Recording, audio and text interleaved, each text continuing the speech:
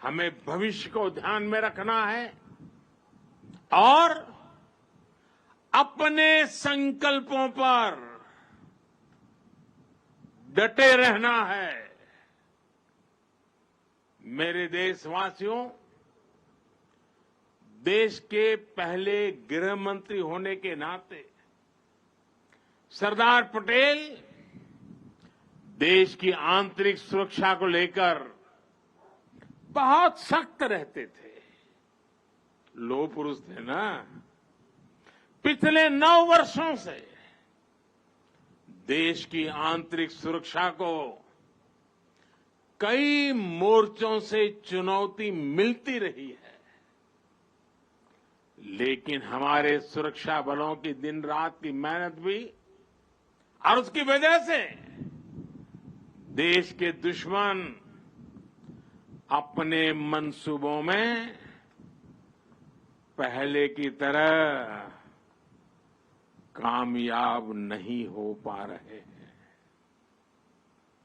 लोग अब भी उस दौर को नहीं भूले हैं जब भीड़ भरी जगहों पर जाने से पहले मन शंका से भर जाता था।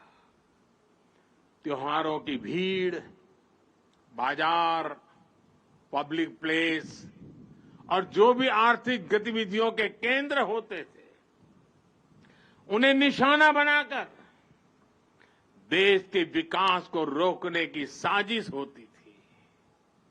लोगों ने ब्लास्ट के बाद की तबाही देखी है, बम के धमाकों से हुई बर्बादी देखी है। उसके बाद जांच के नाम पर उस समय की सरकारों की सुस्ती भी देखी है। आपको, देश को उस दौर में वापस लौटने नहीं देना है। हमारे सामर्थ्य से उसे रोकते ही रहना है। जो लोग देश की एकता पर हमले कर रहे हैं, हम सभी देशवासियों को उन्हें जानना है, पहचानना है, समझना है और उनसे सतर्क भी रहना है। साथियों, देश की एकता के रास्ते में हमारी विकास यात्रा में सबसे बड़ी रुकावट है तुष्टीकरण की राजनीति। भारत के बीते कई दशक साक्षी हैं कि तुष्टीकरण करने वालों को आतंकवाद, उसकी भयानकता, उसकी विकरालता कभी दिखाई नहीं देता। तुष्टीकरण करने वालों को मानवता के दुश्मनों के साथ खड़े होने में संकोच नहीं हो रहा है। वो आतंकी गतिविधियों की जांच में कोताही करते हैं। वो देश विरोधी तत्व पर सख्ती करने से बचते हैं। तुष्टीकरण की सोच इतनी खतरनाक है कि वो आतंकियों को बचाने के लिए अदालत तक पहुंच जाती है। ऐसी सोच से किसी समाज का भला नहीं हो सकता। इससे कभी देश का भी भला नहीं हो सकता।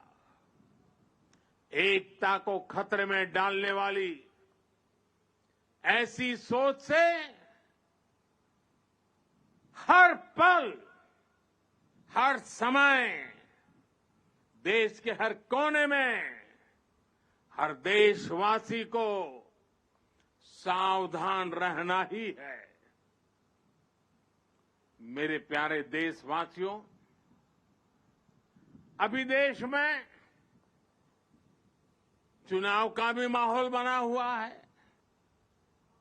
राज्यों में चुनाव की प्रक्रिया चल ही रही है और अगले साल लोकसभा के भी चुनाव होने वाले हैं।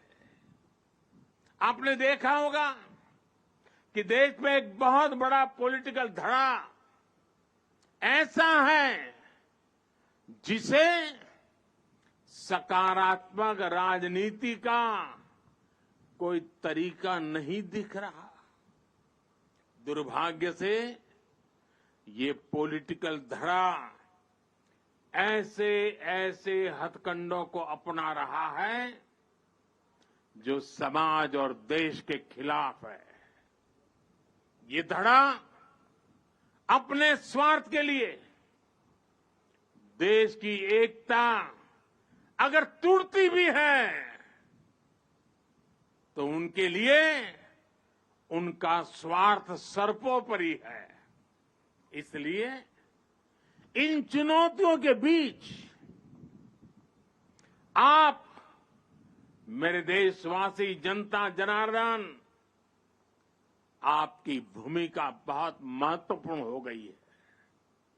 ये लोग देश की एकजुटता पर चोट करके अपना राजनीतिक हित साधना चाहते हैं।